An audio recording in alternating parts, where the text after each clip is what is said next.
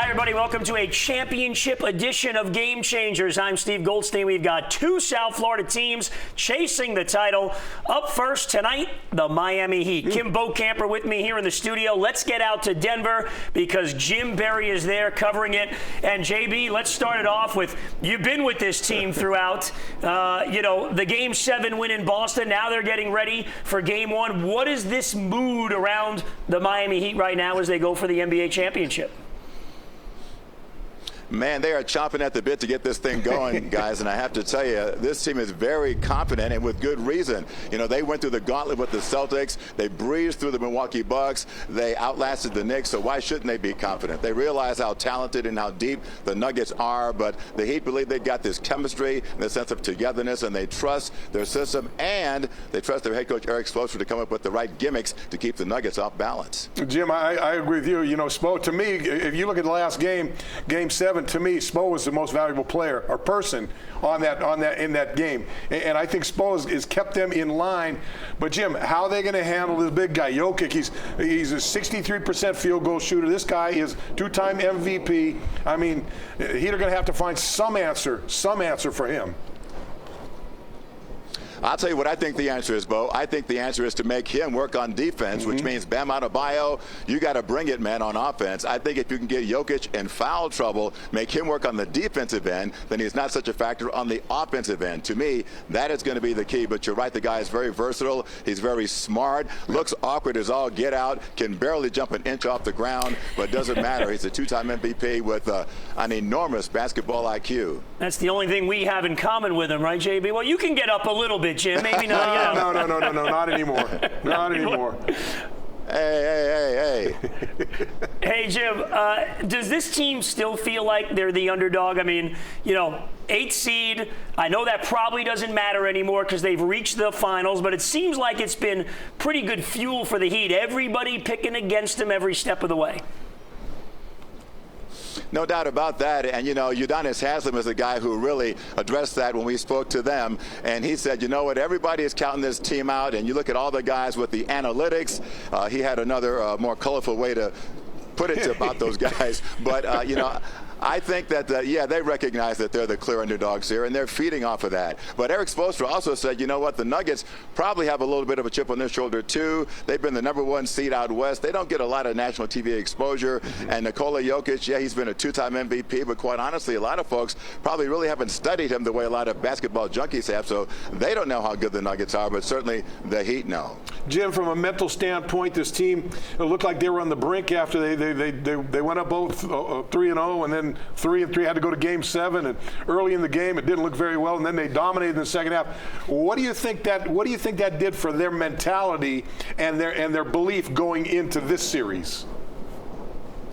Yeah, I think it just furthers their belief in their system. And, they have a saying that, we are the men in this room, and that has really served them very well. They have, Eric Spoelstra said, what, sometimes you got to be tested to know just how much of a test you can take. And so I think going to Game 7, everybody picking them. Listen, my man Mike Greenberg from ESPN, as soon as the Celtics won a game, he said, oh, watch out. They're going to be the first team to roar back from being down 0-3. Yeah. And he's still saying that the Celtics have the better team, and they're home watching while the Heat's playing in the NBA Finals. So, they understand that how folks view them, and I think you're absolutely correct. They feed off of that. And listen, whatever fuel it's going to take to have them feel they can match up with the Denver Nuggets, I think it's a good thing. Jimmy Butler, if he's able to get this done and win this championship, and you've been around, long time in South Florida, where do you think that puts Jimmy Butler in South Florida sports lore, like when we're doing a show, hopefully 20 years from now? What do people think about Jimmy Butler if he's able to carry this team to the championship? Well, look, obviously you talk about South Florida sports. You've got Dan Marino, you've got Don Shula, or maybe Shula and then Marino, Dwayne Wade. I tell you what, if Jimmy Butler can pull this off with this team, 7 undrafted guys to carry them to an NBA championship, are you kidding me? I tell you what, that is going to be maybe the most impressive thing we've ever seen a South Florida playoff team do. And so I think that would certainly elevate Jimmy, maybe not quite to the level of Shula and Marino, the icons in South Florida sports, but he'd be right up there, man. I think certainly you see that jersey hanging up in the rafters in the Heat's home if he can get this thing done. No doubt about that. Yep, and to the Pro Basketball Hall of Fame. Yep. Oh, that's an interesting one. There you go. All right, Jim, final thing before you go. You're a mile high, the altitude. How are the workouts going? You doing any running? You getting on the tennis court out there? What's going on with Jim Berry in Denver, Colorado? You know, it's funny you asked that. I did play tennis out here, not this trip, but I have done it, and I brought some balls from home. Dude, when I tapped the balls, they just, they took everything off. over the fence. And I was talking to some guys. Man, I tell you what, and Bo, I know you're a golfer, and I was talking to a guy who plays golf out here. He says when he hit the ball, the thing just soared like a little bird, like it was, you know, way, way, way out. So I haven't done any of that. I've just been walking around. But Eric Spoelstra and some of his players addressed that whole issue about the altitude, and he said, you know what, not an issue. But we got to go because it's about to rain on us, guys. Do it up, Jim. Bye. We'll see you, JB. Enjoy the NBA Finals. Bye. Jim Berry here on Game Changers from Denver. We got more coming up. We'll talk to the Panthers' Randy Moeller about the Stanley Cup Final when we come back.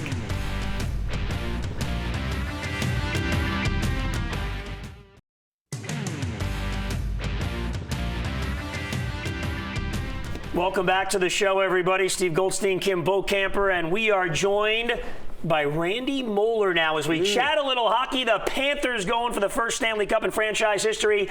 They'll take on Vegas. Hello to you, Randy. It's been a great ride here. The Panthers have won 11 of their last 12 games. First, I want to ask you, what do you think of this long break, 10 days off between games for the Panthers? It could be, guys, thanks for having me on. It could be a real challenge, but it could be beneficial as well. The Panthers are a little nicked up, just like you'd expect going this late in the postseason. But I think the focus will be on the conditioning as they start on game one. They've had chances now to have some good practices. They've had some days off. It's all going to be mental right now. And these Panthers are motivated in what they need to do to face the Vegas Golden Knights. And it's such an exciting time. And there's so many players on this Florida Panthers team that have never been this far. And you know that they don't want to let it slip away by not being prepared. Hey, Randy, you talk about being mental, and obviously the physical. Everyone knows about it, and it's been a grueling Stanley Cup playoff series for both teams. Usually at the end, they got long beards, they got black eyes, they got teeth missing, everything like that. But the mental aspect of the game, I think, is going to take over in this series. What other advantage, or is there advantage that the Panthers have that you see that maybe we're not seeing?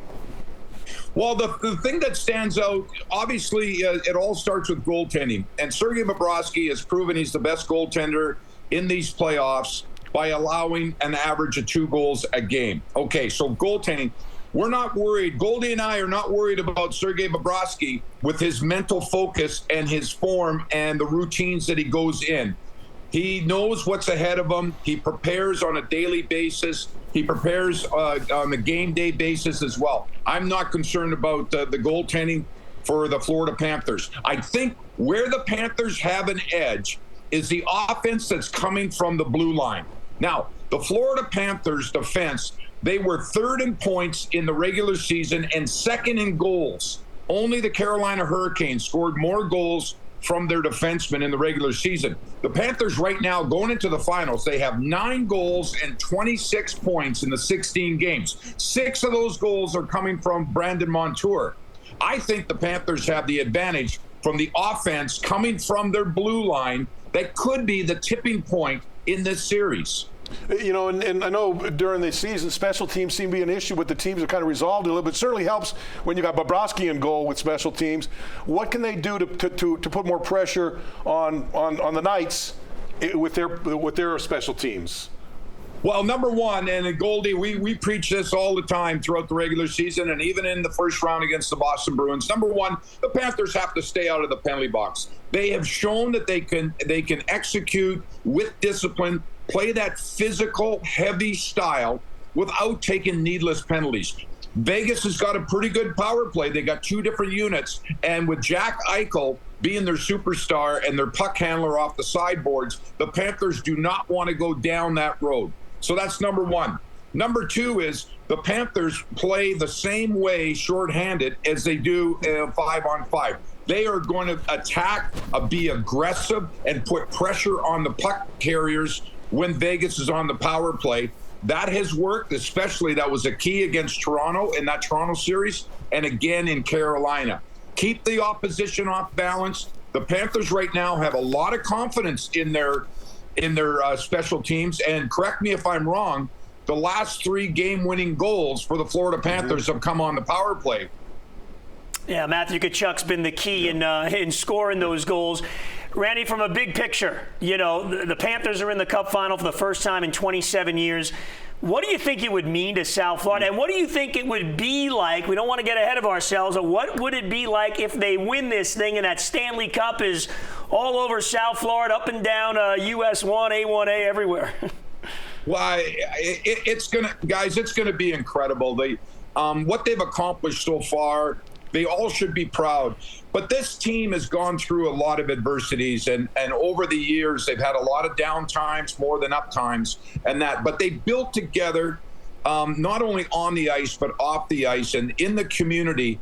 And the fans have really started to gravitate to these players, and they become fan favorites. To win the Stanley Cup, as Fred Sherrill said many, many years ago as the coach of the Philadelphia Flyers, we will all walk together forever. And I think the Panther fans, they realize that this is a very talented team. It's a hardworking team. And I think South Florida, they've grown leaps and bounds with their fan base and with youth hockey growing down here. This would put them over the top in the same way the Tampa Bay Lightning did when they won their 2nd Stanley Cup just recently. Great stuff, Moles. We appreciate it. We're looking forward to the Stanley Cup final. Appreciate you spending the time with us, Randy. Thanks a million. Thank you. That is Randy Moeller, everybody. The Panthers headed to Vegas for Game 1. I saw the Stanley Cup right here in this room just maybe 2 days ago. Well, you know what? It's funny you should stay there. Making a trip around town. Stay with us here on Game Changers. Great tease, Bo.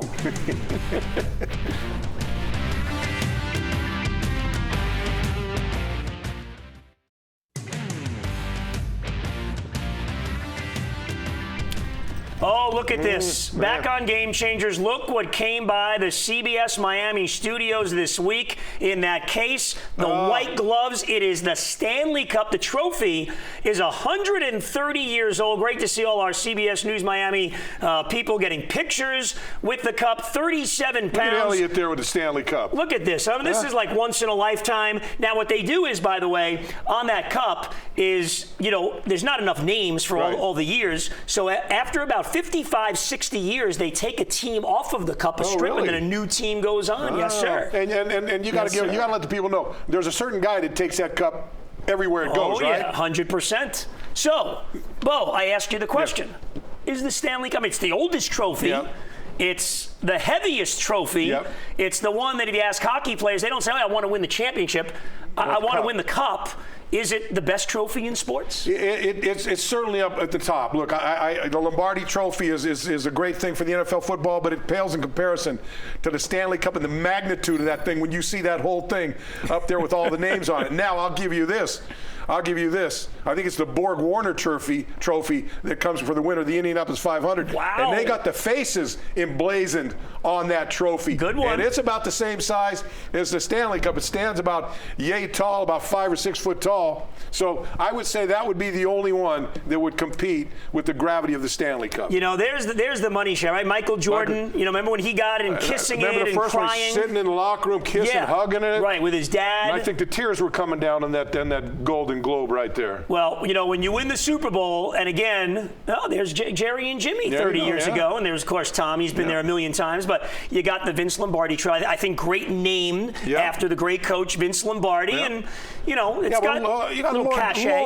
Lord Stanley's Cup. Well, he literally was Lord. There you go. Donated the cup. Look, you got royalty in that cup. How about these? The Marlins got a couple of those. Kind of cool. It's a cool trophy. Yeah, but if the Marlins got one, how good can it be? They got two. I know they got two. They got two. No, it is a glorious. Yeah. That is. I like that trophy. I do like that trophy. I'm just being a smart guy. Well, we wouldn't expect any. That's why you're part of the show, just for that. All right. So the vote is the Stanley Cup. I vote for the Stanley Cup. You know, the other thing I like about it is everybody gets to take it out sometime, and there have been some odd places where that trophy has been. Oh boy. Some odd stuff in the trophy. Correct. Around the trophy. Correct. And mingling with the trophy. But well, I tell you, the guy that takes it around, he got some stories, and I'm sure he's got a hell of a lot of pictures that a lot of people would like to see. Yeah, there's a lot of people wouldn't like to see. I will let you in on the little secret. There's a little kit that they have because every player and coach gets the cup for a day during the summer. So, you got a lot of international players. This thing is over in Russia, it's in Sweden, it's in Finland, and they've got a little repair kit because there's a lot of dings, a lot of dents. And the best story is back in the day, I guess, when the Penguins won it a couple of times in the 90s, it was at the bottom of Mario Lemieux's pool, and they had to go in there and get it. So there was the trophy getting that wet bow is, that's part of what makes the Stanley Cup, the Stanley Cup, and maybe the greatest trophy in sports. Hey, let's hope the Florida Panthers are able to win it for the first time in franchise history. We will see it even more. Where's the parade if they do? Great question. There's another great one. Right by down the beach. Oh, I thought just go by the stadium out there in the middle of the Everglades. I'm going to guess it's not going to be on the sawgrass. Maybe they can get on airboats in the sawgrass. Nice. Keep those alligators. I'm going to guess somewhere near the beach. The beach makes sense. On the beach, near the beach. Yeah. All right, we'll also get to this coming up next. What's the hottest ticket in town? Ooh. We got 2 championships coming here to South Florida, the Heat and the Panthers, hockey and basketball. That's up next. We continue on Game Changers.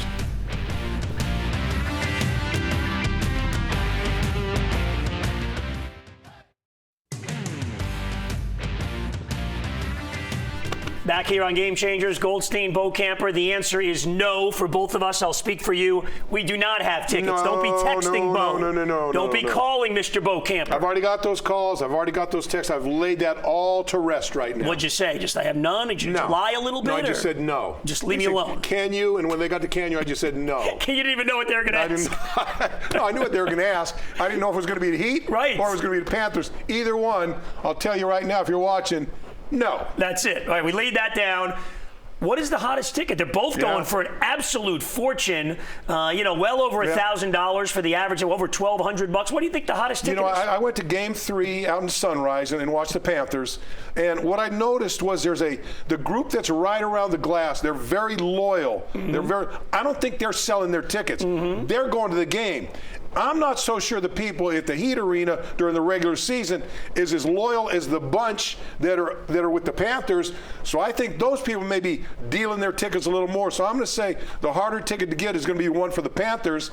And the Panthers, if they do win, their loyal fans are going to be really, really happy that they didn't sell their tickets. Interesting perspective. The prices are crazy. Both ways. But a great lesson, right? Everybody's got a price tag, is what you're saying. No doubt. I know people that bought cheap tickets just so they could sell them if this happened. I'm not sure who I should say, but no, I'm not going to say it. Okay, now if I could get tickets, which I don't have either, but if I had one on my phone, I could scan and let you in, Bo, right now.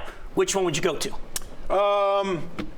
Well, I would go to the Panthers because it's closer to my house.